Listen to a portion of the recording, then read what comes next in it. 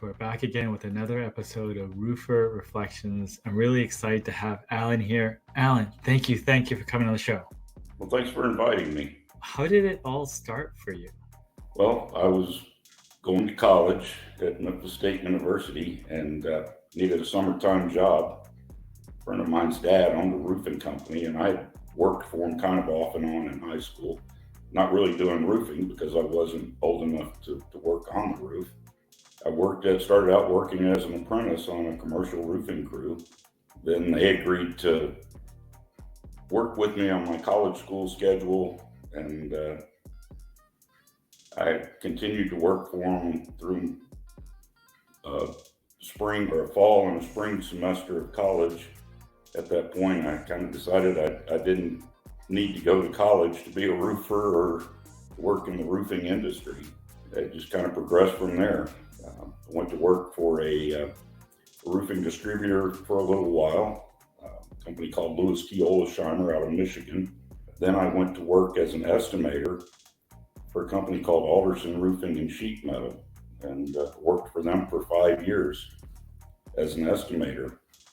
We tended to get the jobs nobody else wanted, the stuff that was really difficult, that other contractors would either bid ridiculously high or just not bid at all. But it's been an interesting ride. Worked as a field tech rep for C-Plas for 11 years, then went back to the contracting side for a little while. Then C-Plas offered me a job as inside technical, as their warranty services manager. Did that for a while. And then got laid off during the Great Recession and went to work for Bi-Tec. During that time, parent company of C-Plas acquired a company called Silaflex. And so they hired me back as a rep for Silaflex. Then shortly after that, GAF purchased the parent company and dissolved Silaflex. So I went to work for Firestone for a little while, and then back at Bi-Tec. Never really wanted to leave Bi-Tec, but they were happy to have me come back. So it's a great company to work for. I enjoy what I do. What are some tips or things you learned, on the job that sort of you carry with you? The biggest thing I learned was that don't always assume that you know what's going on before someone's gone out to investigate the complaint. The biggest mistake I would make was people would report a complaint, and in my mind, I'm thinking, well, they don't know what they're looking at. Or, if we were having issues with this product, we would have known about that long before now. And sometimes that's not always the case.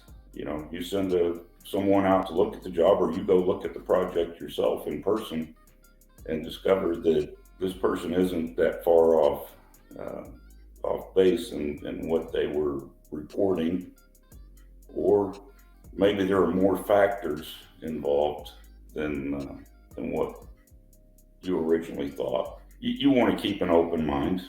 Don't just assume you know the answers all the time. What do you tell people that are,